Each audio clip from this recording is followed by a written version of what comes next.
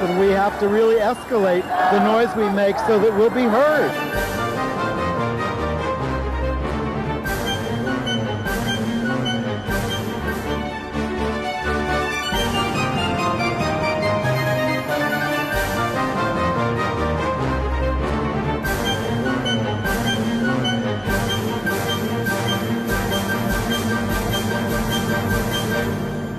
Welcome to Gay USA. I'm Andy Hum. I'm Ann Northrup, and the horrible bills across the country remain the headline. This week, more anti-LGBTQ bigotry from Florida's Governor DeSantis, but out gay Colorado Governor Polis is hitting back. We have to escalate the noise we make so we will be heard, as Larry Kramer says in our opening. Governor DeSantis got support for Don't Say Gay from a New York Democrat who then tried to backtrack. What a mess. And it was a real shocker here. Let's take Governor Polis's picture off. We won't do any pictures during the opening. Okay. A gay legislator in Missouri and a non-gay one in Michigan gave searing speeches indicting Republican bigotry. We are going to show you the video of both of them. Yeah. A suspect in the arson fire of an LGBTQ-friendly bar in Brooklyn is now in custody. That's heartening, but not so heartening. In Vermont, a beloved trans woman was murdered. And equally horrifying, in Sligo, Ireland, 2 gay men murdered in their respective homes by a predator. And the nation really went into mourning over this. Israel is reporting a big uptake in anti-LGBTQ hate crimes last year. J.K. Rowling's transphobia is hurting business for her new movie. And we will review Harmony, the new musical from Bruce Sussman and Barry Manilow. Yeah. So we start in Florida, where Governor DeSantis is asking the legislature to end Disney's self-governing status that they've enjoyed for a long time. It allows Disney World Resort to operate within Orlando somewhat independently. He's angry that Disney finally stood up to him over the Don't Say Gay bill. Is he going to be punishing there were 50 corporations that went after him on this. Are they all going to be punished? And he's especially upset that Disney is withholding donations to those who voted for the anti-LGBTQ legislation, at least for the moment. Well, and another one of my pet peeves on Morning Joe this week, Joe Scarborough was sort of poo-pooing the Disney employees who are mad at their company, saying that, why, the bill is not so terrible and why are they going after it? And is that what he said? Completely omitting the fact that the company has been donating to these anti-LGBTQ politicians. That was just not part of the conversation. But Joe Scarborough is saying the bill is not so horrible? Well, it's only kindergarten through 3rd grade. We're going to get to that. It isn't only kindergarten through 3rd grade. And no, it isn't about teaching sex ed to kindergartners. It's about any mention of anybody's sexual orientation, if they're not straight, at any grade level. Well, that's debatable, Ann. I mean, the way the bill is written, you won't be able to talk about having a mommy and a daddy or parents who are married to each other or anything like that. Well, that is technically true, but in reality, no one's going to get prosecuted or fired for mentioning. We will see, and I think that will be a big part of the legal challenge. And they will just say, this is absolutely absurd. This is the way you talk about sexual orientation and gender when you're talking to kindergartners. You talk about their families, basically. Anyway. Well, I think it's a good approach. Well, I don't think that's our strongest argument. At any rate, it's not widely understood that part of our anger is that Disney has been supporting these politicians and is withdrawing its funding. So Colorado's out Governor Jared Polis, however, slammed DeSantis's what he called socialist attacks on the private sector. And he said, we're ready for Mountain Disneyland. Polis was, by the way, the only Democrat when he was in the House Libertarian Caucus when he was in Congress. He said, we will give Mickey and Minnie full asylum in Colorado. He actually called them authoritarian socialist attacks. But DeSantis marches on. He had his Department of Health put out a memo this week that lists all the things you should not be doing for trans kids because it's so dangerous, including any kind of health care, puberty blockers. Wait a minute. Hold it. That's not the thing we're talking about right now. No, this is the fight back by the school board of Broward County. Right. That says we are not going to abide by DeSantis's rules. You can put that back up.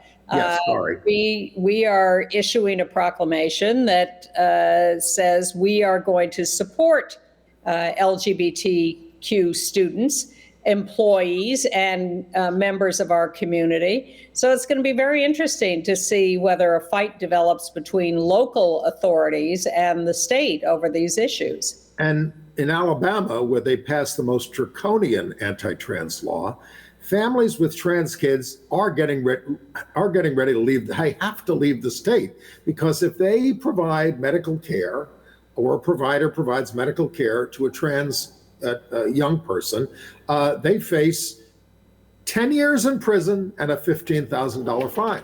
And they're planning on leaving.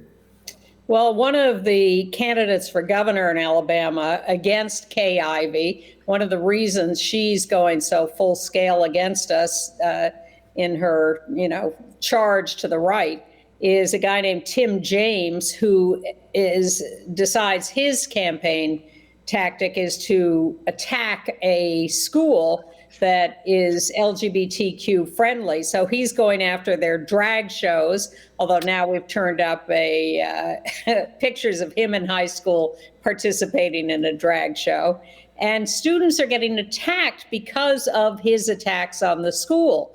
All of these attacks that DeSantis and Kay Ivey and everybody across the country are launching against us, they may think are just good political maneuvers, but it is provoking all this reaction from people who are absorbing this and going out and acting against LGBTQ kids and families and putting them at high risk.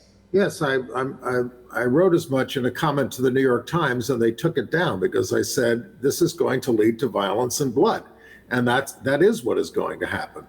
Now, well, you have conservative commentator Charlie Kirk saying that all of this is responsible for inflation in the United States because allowing trans people to self-identify is the same as printing free money. And that's why we're having inflation now. I've lost you, and I can't understand it. And I don't think Democratic Congress member Tom Suozzi understands what's going on. For about a week, he was DeSantis's new ally. He's running for governor of New York in the primary in the Democratic as a Democrat. And in a radio interview, he was asked about "Don't Say Gay." And, they said, the one that teaches kindergartners about genitals and sex. He said that, that bill is reasonable. That law is reasonable. And then he got blasted, including by the Victory Fund board member, Matt Albert, who worked in his campaigns. And he backtracked at a press conference saying he now opposes it, full stop. He said he thought he was responding to a radio question about sex and genitals, but he said more than that. It's just he never read the bill, and he was very arrogant about saying, well, not teaching kindergartners like your friend Morning Joe, and so he says he disagrees with DeSantis on most things, but they had agreed on this. Now he acknowledges the law does more than that. And but he still doesn't seem to know what's in it. He says he fully supports gay and lesbian families, and that is the most important thing. If we can't talk about gay and lesbian families, these kids are in trouble. He's a member of Congress. Yeah, You'd think he'd read the newspapers occasionally, but evidently not. It is very busy with his campaign. I am constantly reminded of how we do this stuff 24 hours a day. We read all this stuff, we study up, we do this show every week. But the vast, vast majority of the American people, I'm convinced, know nothing about any of this. They don't pay attention, and they regard it as not in their world, and they're not educated about it. Well, they don't really pay attention to politics that much. I mean, there was a whole, I've said it again, because I want everybody to be prepared for a Republican Congress getting elected in November. Obviously would love it not to happen, but most people don't pay attention, but they do know that their gas prices are up, inflation is up, and COVID, very unhappy, and they will just vote for the other party. They don't even look at what they're for, what they're going to do to them or anything. It's just, let's vote them out. Well, and they're subject to the sloganeering of these right-wingers who are very, very good at coming up with a phrase or two to scare the population or to make them unrealistic promises, and there we are. The LGBTQ employees at Fox News, however, are so fed up with the propaganda coming out of their company that they have made a public complaint to their bosses about the on-air homophobia. I don't think it's going to have an effect, but... What are they doing working there in the first place and supporting that place? They say, oh, they're very supportive of us. It's a nice place to work. No, it's a very evil institution. Yes. All right, DeSantis also defended his right-wing education commissioners' rejection of 41% of Florida's math textbooks and for including what they called prohibited topics, by which they mean critical race theory, common core, social emotional learning. These are big buzzwords if you watch Fox News. But they won't give any examples of anything that they are excluding. So it's just, this guy's name is Richard Corcoran. He says he's getting a lot of crazy liberal stuff out of there. Well, that's not your business. We used to call this liberal arts education when I was a kid. In Tennessee, there is a bill under consideration that would defund schools that don't punish trans students. Punish them how? Just by refusing to acknowledge them, by refusing to respect them, by refusing to acknowledge their existence. And the person who brought you the nationwide attacks against critical race theory, which is not taught in any elementary or high school that I know of, now have queer theory in their sites, another fabricated foe, something that, again, is not part of K through 12 education. It's sort of a rarefied college education kind of thing. This guy's name is Christopher Rufo, a Christian nationalist crusader who works for the Manhattan Institute. Well, they've always been a right-wing organization. Well, I'm just saying. And he promoted the hashtag boycott Disney. So kids in Florida and other places, schools are becoming places where you're not going to be able to get much of a well-rounded education. So you know what to do, explore what you want to know on the internet, but think critically and don't believe everything you read or hear. We're going to be the ones who end up creating our own private schools. Well, look, we were involved in sex education for years, and parents generally had an opt-out. They could opt their kids out of getting sex education. There were liberal parents who opted their kids out because they didn't want them polluted by something too conservative. Well, we went into schools and did sort of I would say, human life education. We weren't going in there to do sex lessons, although occasionally we'd get asked questions that we would answer generally. And then when we did AIDS education, we certainly talked about sex. Yes, of course. And we had some parental complaints here and there, but we had a lot of principals who would fight back against the parents who complained and say, you're wrong. These are very valuable lessons. They're not bad for the kids. I've seen what they're doing, and they're important conversations for kids to have. Teachers and principals, they mainly brought us in because they didn't want to talk about it themselves. Right. Well, that's what guest lecturers are about. Okay. Well, in West Virginia, a gay man was returning a Halloween costume that was kind of a drag costume, and he was attacked by the store manager, who went after him, I think, physically as well as verbally. Right. Let's give them some encouragement here, because people are fighting back. In Missouri this week, during the House vote on the trans sports ban, out gay lawmaker Ian Mackey took on the sponsor of the bill, State Representative Chuck Bazy, who has a gay brother and who was afraid to come out to the Bazy family. And this guy really read him, a gay guy, really read him the riot act. If we have that video, please, from Missouri. Do you remember your remarks on the floor last year when you brought this up? You'd have to give me a specific. I mean, I made a lot of remarks last year. So I recall a story you told about your brother. Okay. And I remember you said that your brother called, or that your mother called you, I believe, to tell you that your brother had some news that he was afraid to tell you. Okay. And your brother wanted to tell you that he was gay, didn't he? He was expressing that to the family, and he thought that we would hold that against him and not let my children be around him. Why do you think he thought that? I don't know. It never would have happened, I'll tell you that. My kids at that point in their life adored my brother. Can I tell you, if I were your brother, I would have been afraid to tell you too. Well, I'm sorry. I would have been afraid to tell you too, because of stuff like this. Because this is what you're focused on. This is the legislation you want to put forward. This is what consumes your time. I would have been afraid to tell you too. I was afraid of people like you growing up, and I grew up in Hickory County, Missouri. I grew up in a school district that would vote tomorrow to put this in place.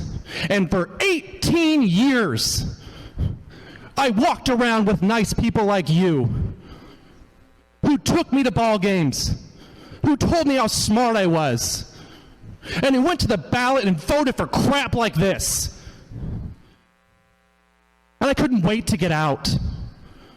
I couldn't wait to move to a part of our state that would reject this stuff in a minute.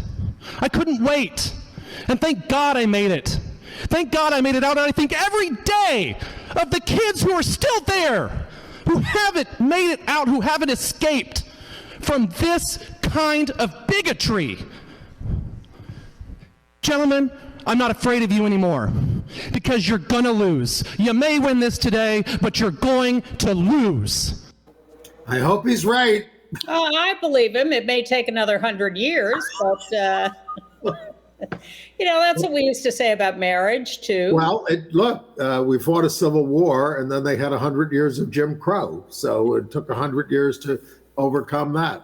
And before we get to the next nice one, I will just note that, as feared, the Kentucky legislature overrode the governor's veto of a no trans sports bill. We have a Democratic governor in Kentucky, Bashir, who was terrific. Although we've had Republican governors. In fact, the governor of Kansas Laura Kelly.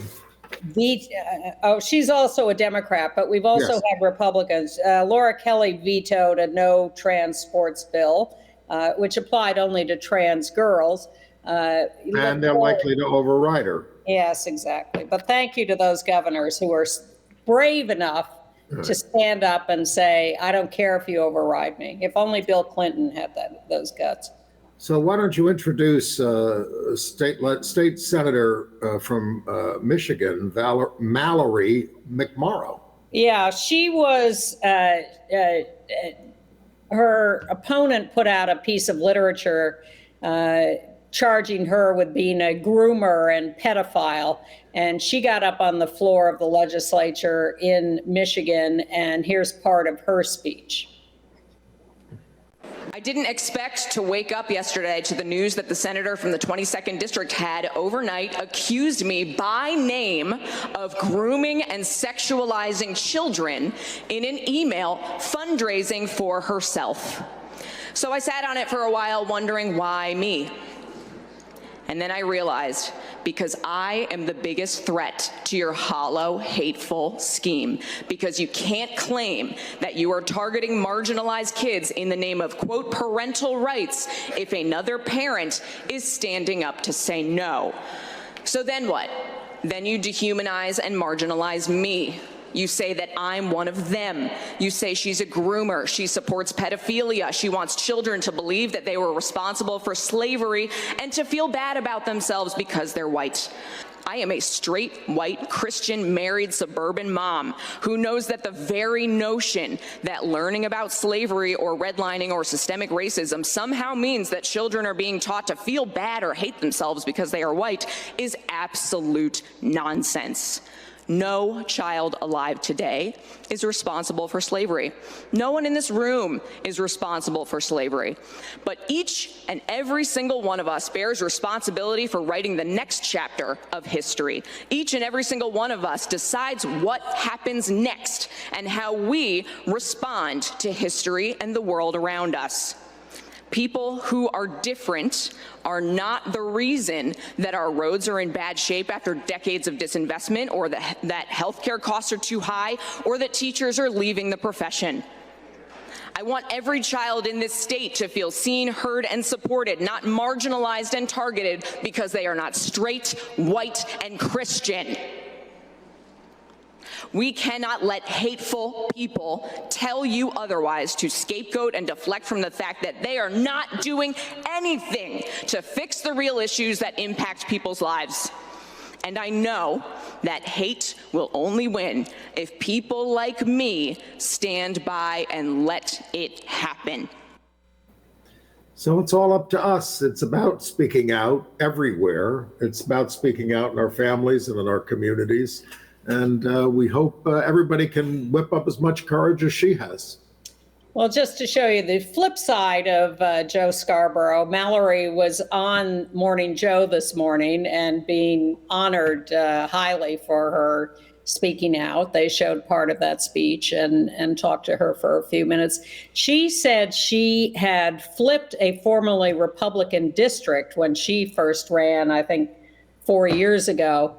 And obviously someone like her gives me great hope. And that is how we did so well in the 2018 midterms. Absolutely. So I have not given up on the 2022 midterms, even though everyone thinks it's going to be a bloodbath. But if suburban moms like her can get outraged enough by what these creeps are doing, we have a chance of surviving this. And we told you last week about the family, the Pierce family on Amtrak, who were attacked by an anti-gay bigot who was screaming at their child. Let's put the picture up of the dads and their 6-year-old son. They also have a 5-year-old girl. They were besieged by this man, calling the gay dads pedophiles and rapists right in front of the kids, terrorizing them. The kids cried for hours, couldn't get to sleep that night. But Pierce said in an interview, he hopes allies will step forward when these kinds of things happen. He said there was a young gay man sitting there who did nothing. You know, that when you see something, do something. Stand with these people. What do they call that? Don't be a bystander, be an upstander. Yes. Well, I think these examples are wonderful of these people speaking out, and I hope people do take them as models and do speak up. I know we're all afraid of getting into some kind of violent confrontation, and we have seen enough examples also of people who do pull out knives or guns and go after you, and no one wants to face that. But it is extremely important that we provide ongoing models of defense. Right. So after, the playwright David Mamet made his statements that men are predators and inclined towards pedophilia, male teachers are inclined towards pedophilia, which is an absolutely violently provocative statement.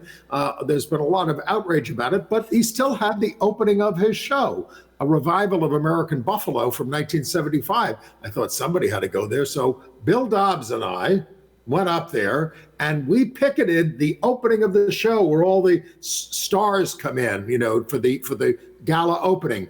Put up the picture of Bill Dobbs there. There he is. David Mamet, bigot on Broadway, shame, and Mamet, stop smearing teachers. And we had some other signs, but we got to yell directly at Mamet as he was slithering his way into the theater, and it was rather satisfying.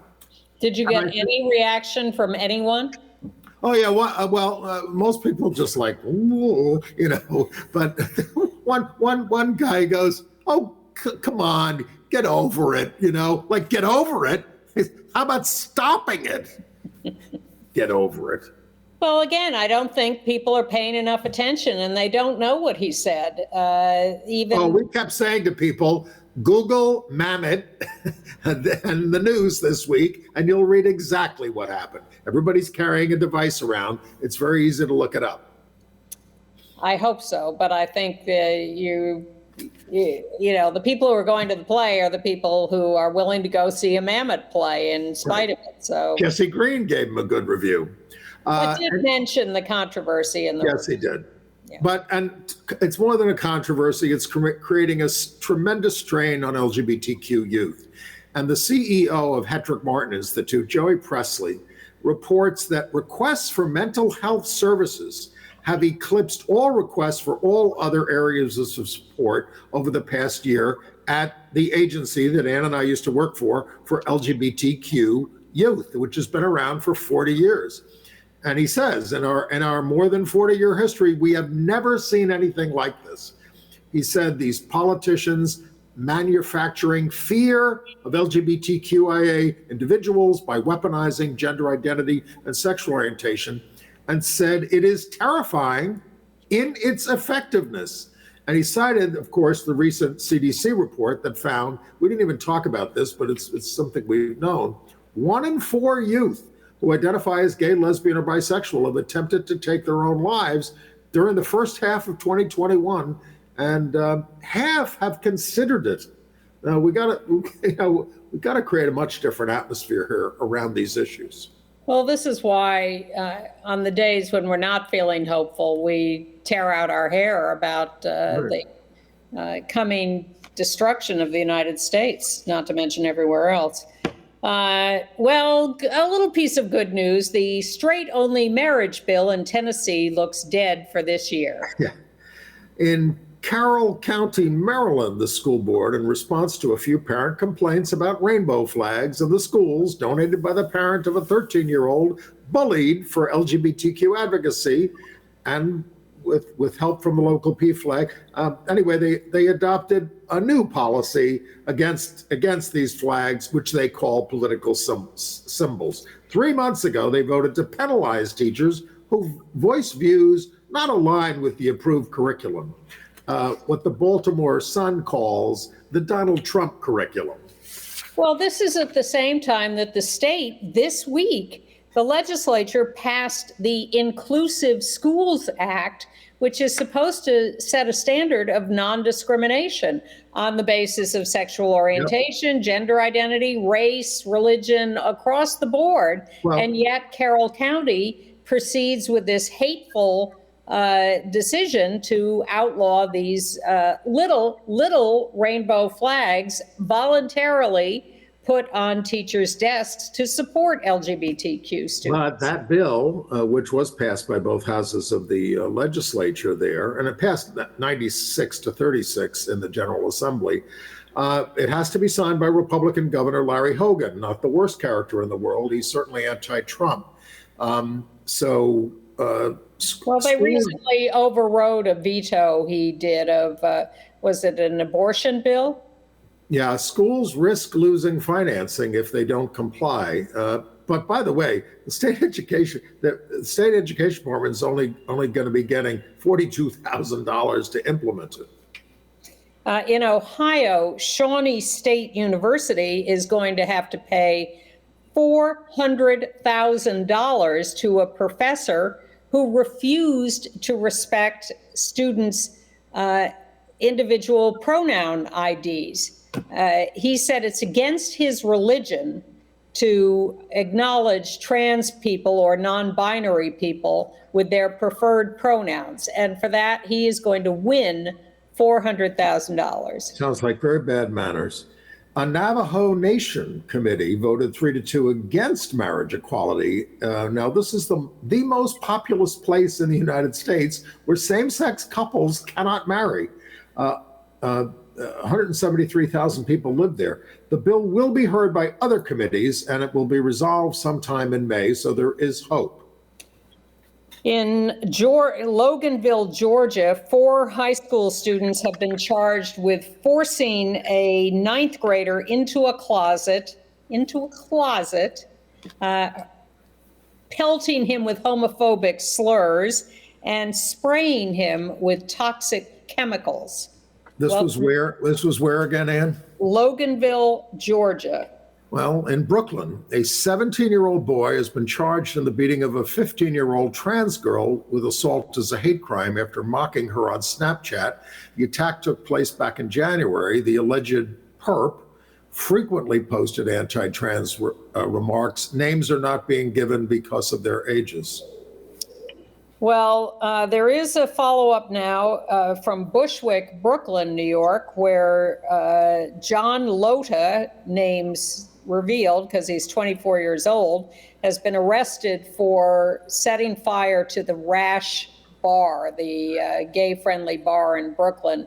That is a photo of supposedly this guy, allegedly this guy, pouring gasoline on the floor of the bar, which he then lit on fire, and the bar was a total loss. And two of the employees were burned. I mean, they've recovered from their injury. There's a clearer picture of him. Yes, of Joe. How they were able to track him down.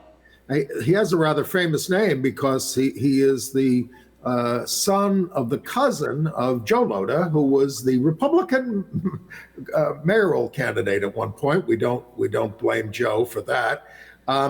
This guy, John Lota, is a graduate of the elite Hunter College High School, a very liberal institution, at Brown University. He must have been chafing about it the whole time.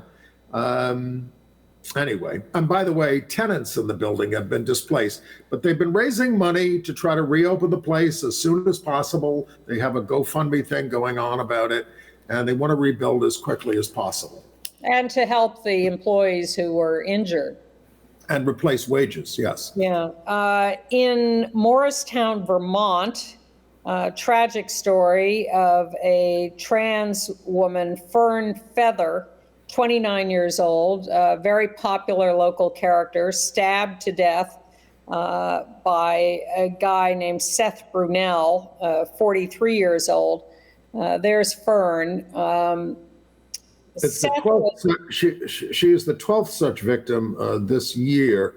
Seth Brunel is claiming self-defense, but police said there's absolutely no evidence of that. Fern was part of something called the Salt Cafe family that served farm-to-table food, and Governor Peter Shumlin was a regular at this cafe.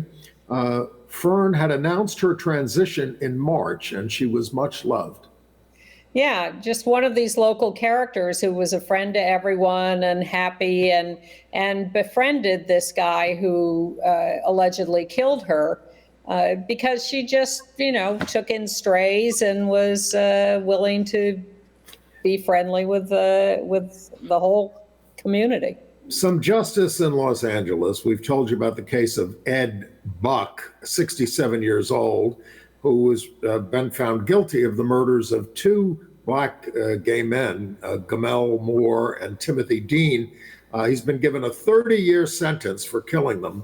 He plied them with drugs, they overdosed, he injected them with meth for his sexual gratification, he lured men who were homeless or just down and out, and when they OD'd, he didn't even seek medical attention for them.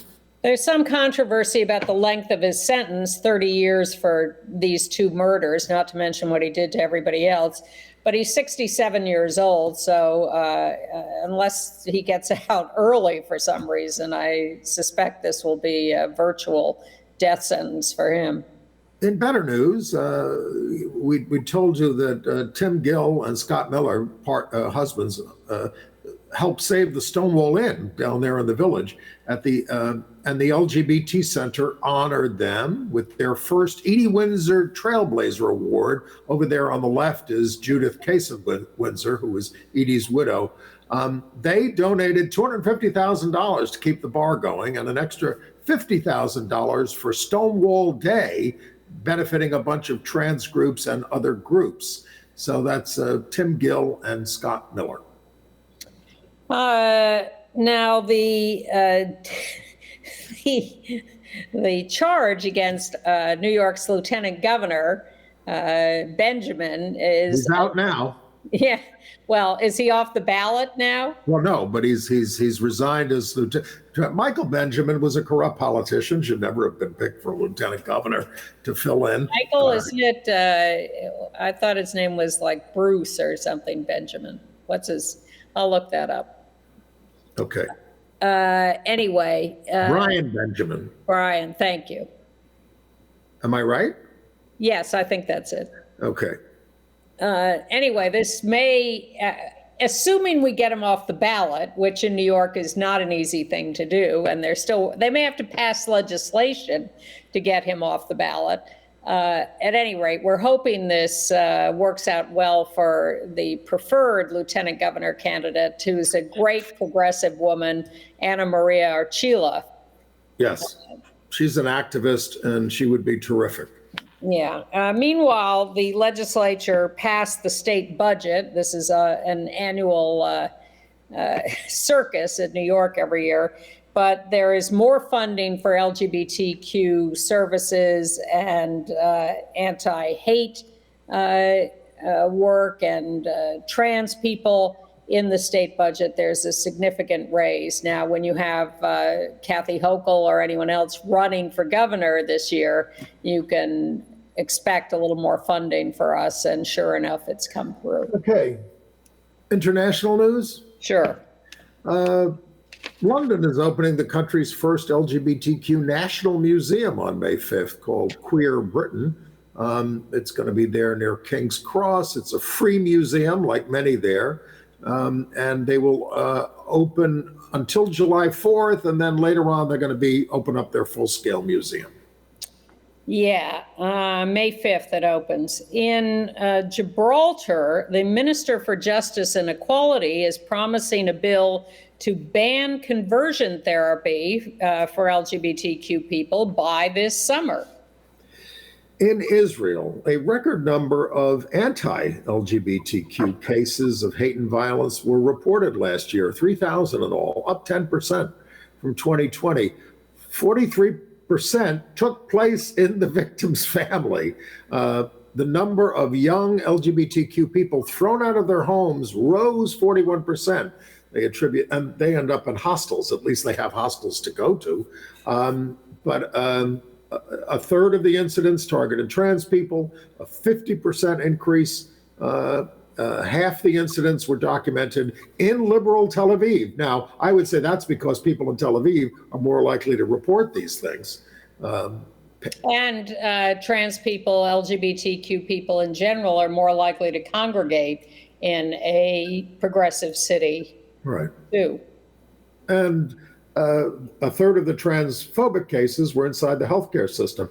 Now, the government did announce policies to make it more accessible, the trans health services, and the government says the rise in hate crimes is unacceptable. At least they're saying, verbally that they'll address it. A nice note from Germany, where the Interior Ministry has authorized flying rainbow flags on government buildings for specific occasions, for appropriate occasions. Right. Let's go to Ireland. Some horrible crimes that really horrified the nation. 2 middle-aged gay men, Michael Snee, 58, we have pictures of them, and Aidan Moffat, 41, were killed in their respective homes by a murderer who connected with them on gay apps. Right after this happened, the whole nation rose up. After the killings on April 11th, vigils were held all across the country by the thousands in multiple cities to express their revulsion at this and to stand with LGBTQ people. Ireland looks like a good place to go to. Yes. The suspect in the case is a guy named Youssef Palani, 22 years old. We have a picture of him as well. He has been charged. Don't know what motivated him, why he did it, why he had to, but he is in custody. And in Lviv, Ukraine, which we've all become much more familiar with in the last few weeks, an LGBTQ leader, Olena Shevchenko, chair of the rights group Insight, was attacked with tear gas by a Ukrainian man. This is not an attack by a Russian on a Ukrainian. This is an attack by a Ukrainian on a Ukrainian. Very depressing. In Liga, Mexico, 200 fans were kicked out of a stadium during a soccer match for shouting anti-gay slurs. The referee paused the game. Public and private security people carried out the ejections. This was the second day in a row this happened, and it could lead to sanctions from league officials. Yep. And in Venice, they have their first transgender gondolier, the son of a gondolier, who apparently the gondoliers apparently have to be men, which is unfortunate. But Eduardo Benjamin says he dreamed of the job since childhood. And finally accomplished it. Good for him. All right. AIDS news? Sure. You've got any? Well, I do want to talk a little bit about the masking mess that it had been. We should acknowledge. I mean, that scientific decisions are now being made by Trump judges who get all their information from Fox News. I mean, this woman is a horror show who said this. She wrote ridiculous things in this opinion. And, I had an 81-year-old friend has gotten 4 shots, but still tested positive for COVID and had bad symptoms. Omicron 2 is very contagious, and we are dropping our guard at the very moment that we should be continuing to slow it down. And people are just saying, oh, you got to live, you got to live. Well, yeah, I'd like to live. The question is, was the Biden administration about to drop the masking mandates anyway? Do what you want, Joe says. Do what you want. That was an unfortunate. I'm just saying that, yes, this judge is hideous, unqualified, never tried a case, a complete mess. But the Biden administration was headed in the same direction a couple of weeks from now. And the health experts who are coming on television, and this is our field as well, are saying this is wrong. Here's the thing. I get on the subways, we're still required, but if I want to get on Amtrak now, I wear a mask. Nobody else is going to be wearing a mask. That cuts down about by exponentially on my protection. I'm protecting you from me, but you're not protecting me from you. Well, the Times today, I think it was in the Times, I read it, published information on how much protection you get from various masks, and certainly not a lot from the blue cotton masks. Diapers. But they're a lot more comfortable than the others. But you protect yourself at various levels with various masks.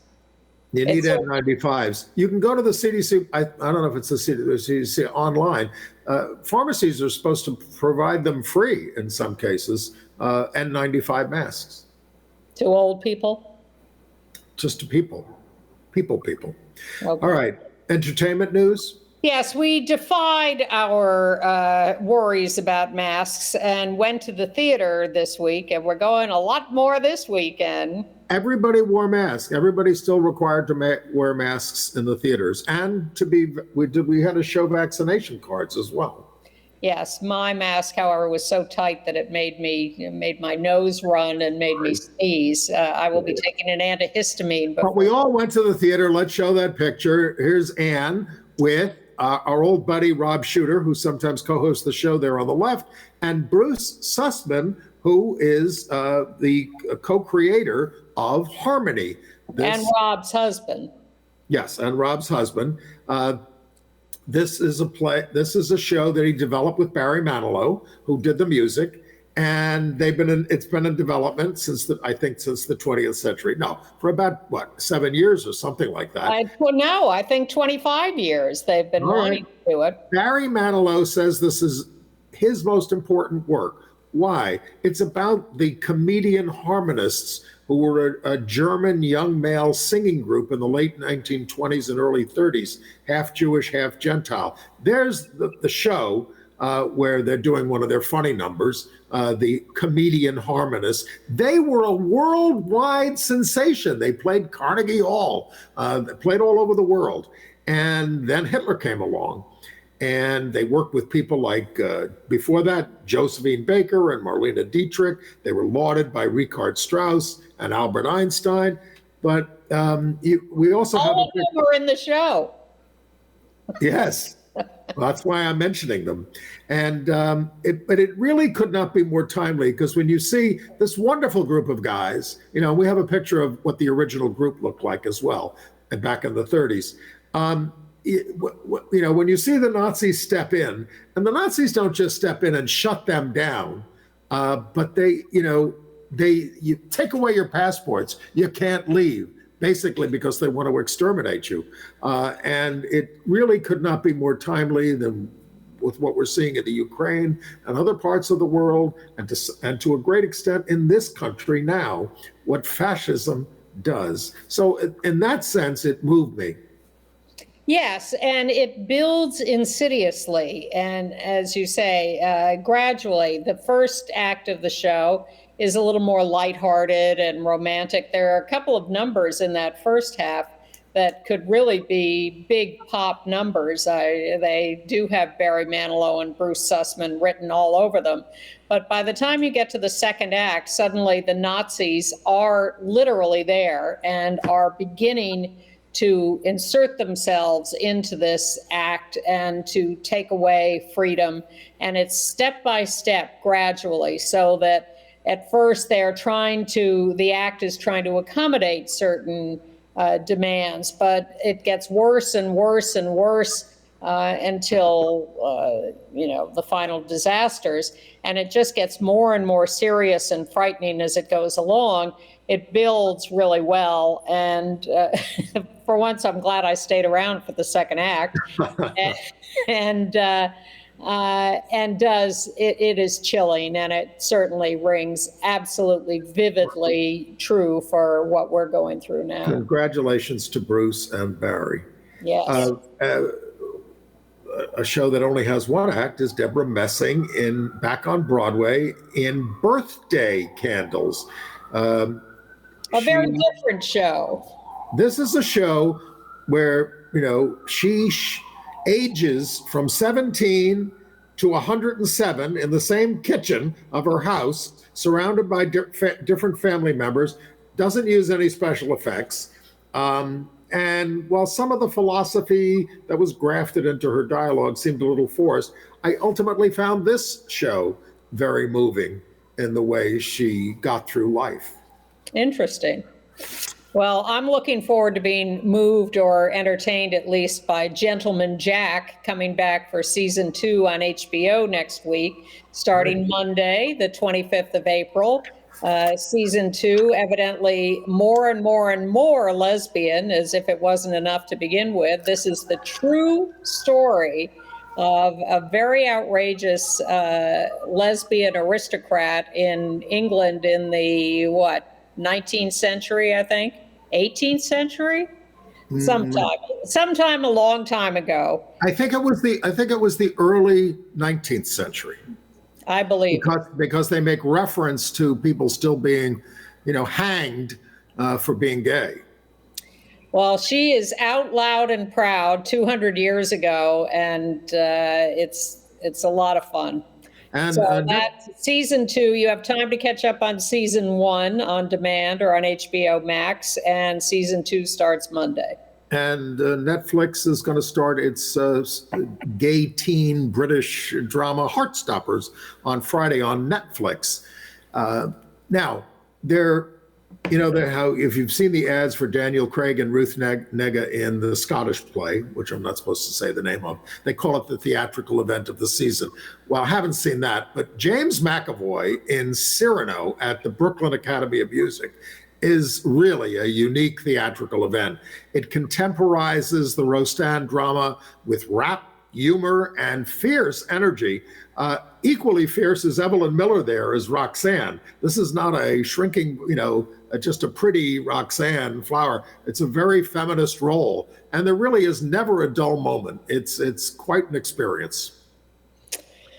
Well, we're missing some of the experience in China of the new Fantastic Beasts, The Secrets of Dumbledore movie, because they are censoring a little gay content in the movie. They have removed references to Albus Dumbledore's relationship or love of Gellert Grindelwald. They took out a line that says, "I was in love with you," and another line that refers to the summer Gellert and I fell in love. Why are they allowing that? I mean, some filmmakers put their foot down and say you're not going to edit the film. Well, the film's not doing that well anywhere, so maybe because of J.K. Rowling's transphobia. It's not just J.K. Rowling's transphobia. That's a part of it. But of course, the stars have been reluctant to do interviews promoting it because they're going to get asked about J.K. Rowling's transphobia. And she is reluctant to do interviews promoting the film because she's going to get asked about that. And actually, the film is doing better in China than it is in the U.S. Yes. So there. Kinky Boots is set to come back this summer in an off-Broadway production at Stage 42, directed by Jerry Mitchell. That's music by Cyndi Lauper and book and lyrics by Harvey Fierstein. I don't suppose Billy Porter is coming back into it. I don't, if he feels like it, I'm sure he'd be most welcome. He won the Tony. He won the Tony for playing the role of the central drag queen. I would hope that he has a lot of other things on his plate at the moment. I saw a documentary film that's playing this weekend at the San Francisco International Film Festival and will be doing a lot of other film festivals around the country and the world, I guess. It's called Jeanette. It is a sort of slice of life of a Puerto Rican lesbian bodybuilder who was a survivor of the Pulse massacre. So it's a lot about her sort of post-traumatic stress from that, but living her life in various interesting ways, and definitely worth seeing. It's playing this Saturday afternoon in San Francisco at the International Film Festival, Jeanette. And if you are only watching on Facebook, you can get down to the Julius's at 6:00 on Thursday, where they're going to be putting up a plaque honoring the SIP-In in 1966 that took place there, and John Cameron Mitchell will be there. Well, we post this show on our website and YouTube by Wednesday night usually, and a lot of people watch it there or on Thursday during the day before it airs on Manhattan Neighborhood Network here in Manhattan and other places around the country. So a lot of people do see it before Thursday at 6. And we like to celebrate lesbian golfers on this show. And one of them, who we've mentioned before when she came out, Mel Reed, got married this weekend to her girlfriend, Carly Grenfell, who's an executive for another golf tour. That's Mel on the right and Carly on the left. They got married in Florida. And it looks like they had a lot of bridesmaids back there. Congratulations to them. Looks like a beautiful affair. We're sure going to have a lot of shows to tell you about next week. I'm going to be going to see The Minutes by Tracy Letts. You and I are going to be going to see Hangman by Martin McDonough, and I'm a little scared of that one. How I Learned to Drive. It's pretty raw. I thought it was hilarious when I saw it in London. We'll see how it holds up. Okay. Holds up here. And How I Learned to Drive, the revival with the original cast of Mary Louise Parker and David Moore. 25 years later, 27 years later, something like that. It's crazy. 25. But I'm very eager to see that. I always wanted to see it. I missed the original. I missed a revival a few years ago, so I'm It's by happy. Paula Vogel, out lesbian playwright and professor of drama at Brown University, who was a guest on this show. It's really, she won the Pulitzer Prize for this show. Yes. For this play. So, And we're also going to see Strange Loop this weekend.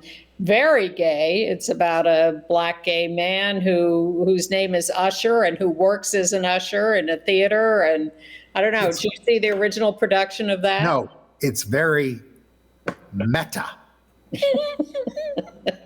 But not meta in the Facebook sense. Probably right over our heads. We'll see whether we can laugh at what's It was an going on. off-Broadway show that got tremendous reviews, and Yep. we're very much looking forward to that. Yes, another one I was sorry I missed the first time around. But we can't see everything, and then after next week's show, we get to see Funny Girl. Very excited. Well, it's a great show, you know, so whether we like the production or not, we'll see. But Jane Lynch is in it. She plays the mother. And the reason we see so many shows this time of year is because they open them in time to qualify for the Tony Awards. And there is a deadline, and they have to make it by the end of April. And that's what they're doing. We're down to our last minute. So you get to be frustrated by us doing show reviews when many of you are not here to go see the shows, but we try to give you some indication and let you know. Some of them go on the road. Yes, they do. That's a very good point. And some of the people come to New York and want to know what to see. And so, Kinky Boots is on the road. I mean, a lot of these shows are on the road. all right. Well, if you want to know what we're doing each week on this show and get a few extras, go to gayusatv.org and sign up for our weekly show note, and we'll give you all the details. Good. Thanks for being with us, and we look forward to seeing you next week. We hope we have better news. Thanks to our director, Malik, who's leaving town. Bye, Malik.